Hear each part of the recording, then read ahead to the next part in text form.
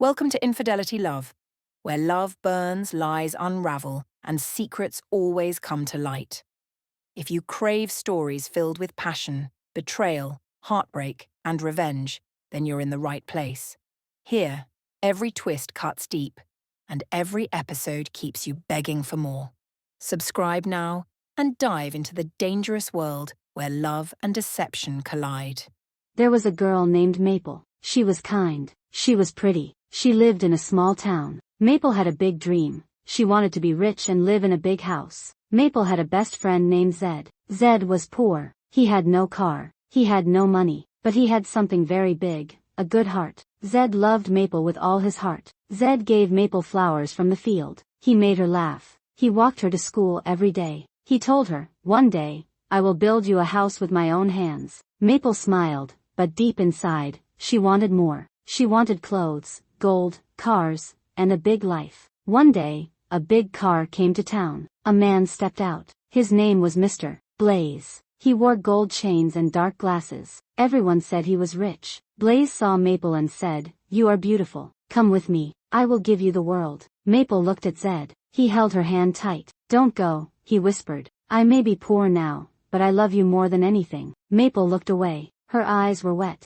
"Zed," she said, "you are sweet, but love doesn't buy food." She left with Mr. Blaze. Maple now lived in a big house. She wore pretty dresses. She had many shoes, but her smile was not the same. Her eyes were tired. Blaze was rich, yes, but he was always gone. He came home late. He shouted a lot. He never looked into her eyes. Sometimes, Maple would sit alone on her bed and hold the old flowers Zed gave her. She would cry. She missed the boy who picked her flowers, the boy who walked with her in the rain, the boy who loved her with nothing. Far away, Zed was working hard. He built a small shop. He fixed shoes. He helped old people. He smiled every day, but inside his heart, he missed Maple. One morning, Zed saw her picture on the news. She looked rich, but she didn't look happy. He whispered, "Maple, are you okay?"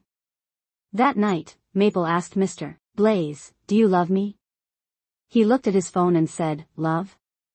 I gave you a mansion. What more do you want?" Maple stood up slowly. Her eyes were red. "I want someone who looks at me when I talk." She remembered Zed laughing with her under a tree. She remembered the handmade birthday card. She remembered his hug when her father died. Her heart ached. She said to herself, "Did I marry gold and forget love?"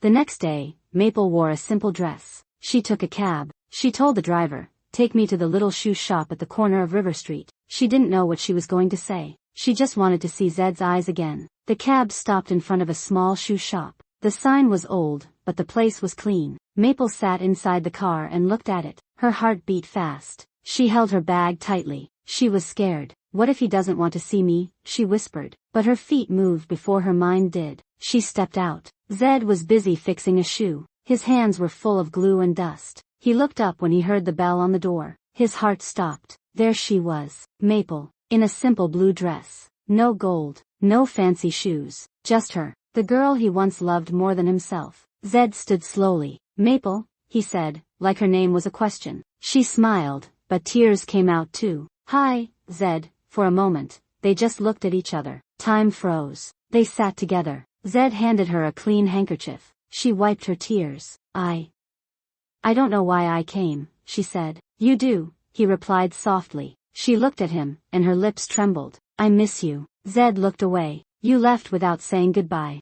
"I know," she said. "I was chasing dreams. I thought love wasn't enough." Zed didn't speak for a while. Then he said, "And now?" Maple shook her head. "Now I have money, clothes, and things. But at night, I cry into my pillow. I think of you. I dream of your hands, your smile, your kindness." She looked at him and asked, "Do you still love me?" Blaze came home and saw Maple's things missing. He shouted her name. He called her phone, but she didn't answer. He sat on the couch and poured a drink. He laughed bitterly and said to himself, "Let her go. She was never happy here." But his eyes told a different story. He wasn't laughing inside. Maple sat on Zed's old wooden chair. He cooked rice and beans for her. She laughed. "You still cook like before. You still eat like before," he teased. They laughed. It felt real again. But then, she grew quiet. "I'm still married, Zed." He looked down. "I know." Zed gave her his bed and slept on the floor. Maple looked at the ceiling. She didn't know what tomorrow would bring. All she knew was that for the first time in a long time, her heart felt warm. Maple woke up to the smell of fresh tea. She sat up in the small, cozy room. Zed was by the stove, wearing the same old brown sweater she remembered from years ago. He turned and smiled. "Morning, sleepyhead," he said. Maple smiled. It felt like home, a place her heart had longed for. They sat on the small table and ate in silence, just smiling. No fancy food, just love in every bite. Maple stood in front of a mirror, wearing her white gown. Her heart was heavy that day, but she hid it well. As the church doors opened, and she walked toward Mr. Blaze, her mind whispered, Zed would have smiled at me. He would have cried happy tears. But it was too late then, or so she thought. Maple helped Zed arrange shoes. He laughed and said, "You're doing it wrong." She pouted playfully. "Teach me then." As their hands touched, they froze. The moment was deep, silent, powerful. But then, a phone rang. Maple looked at the screen. It was Mr. Blaze. She didn't answer, but Zed saw it. He looked down and cleaned his hands. "Maple," he said, "I'm happy you're here, but you can't stay in two places at once." She looked at him. "I don't love Blaze. I love you." Zed said nothing. He just kept cleaning. Blaze paced around the room. He had not eaten. He had not slept. He held a picture of Maple in his hand. He whispered, "I gave you everything. How could you walk away?" Suddenly, he picked up his keys and stormed out of the house. Maple sat by the window. Her phone buzzed again. Zed stood beside her. "He'll come looking for you," he said. She nodded. "I'm not afraid." Zed asked, "Are you sure you're not just tired of him, and not in love with me?" Maple held his hand. "No," she said. "I know what love feels like. And it feels like this. Like you." They sat together, watching the rain fall outside, not knowing that Blaze's car was already speeding down River Street. Blaze stepped out, soaked in rain, eyes red with anger and pain. He looked through the shop's window. He saw Maple. He saw Zed. He clenched his fists. The wind blew strong. The street was empty, quiet. Blaze stood in the rain, staring through the glass window. His eyes locked on Maple. Inside, Maple laughed softly, wiping her hands with a napkin. Zed said something that made her smile. That smile. It was a smile Blaze had not seen in a long time. His heart broke. Zed noticed something. His eyes moved toward the window. He saw Blaze. Maple followed his gaze, and froze. She stood slowly. Her breath got short. "Zed," she whispered, "he's here." Zed walked to the door and opened it slowly. Rain poured in. Blaze stepped forward. Blaze spoke, voice calm but cold. "So this is where you ran to." Maple stepped behind Zed, unsure of what to say. Zed kept his voice low. She needed peace. Blaze laughed. "And you think she'll find it with you?" "You have nothing." Zed replied, "Love is nothing." Blaze stepped inside, dripping wet. He sat down like he owned the room. He looked at Maple. "Do you even know what you're doing?" Maple didn't blink. "Yes. I stayed with you for years. I smiled when I was dying inside. I gave up everything for your world. But now, I want to breathe again." Blaze stood up, face hard. "I won't let you go that easy," he said. Zed stepped closer. "Then fight me." Maple screamed, "No."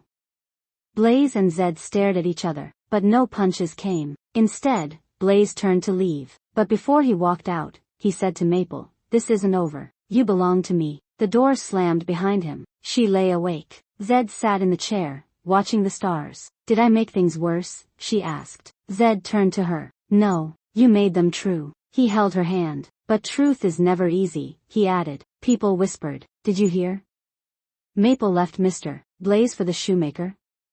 Some laughed. Some judged. Maple walked through the market with Zed. Heads turned, but she held her head high. She wasn't ashamed. She was free. But deep in her heart, she knew Blaze wasn't finished. Maple took off her shoes and dipped her feet into the water. Zed sat beside her, skipping stones across the river. "I never thought life could feel this simple again," she said. Zed smiled. "It's not the place. It's the peace." They sat quietly, letting nature speak. But peace never lasts long when the past is chasing. Blaze sat at his desk. A lawyer stood beside him. "She hasn't filed for divorce," the lawyer said. Blaze frowned. "I want everything checked. I want her followed. Find out what she's doing, where she's going, who she's talking to." He wasn't letting go. Not because of love, but control. Maple cleaned a shelf when she saw a black car parked across the street. It hadn't moved in hours. She called Zed. "I think someone's watching." Zed walked out and stared at the car. No one got out. Maple's hands shook. He said he won't let me go.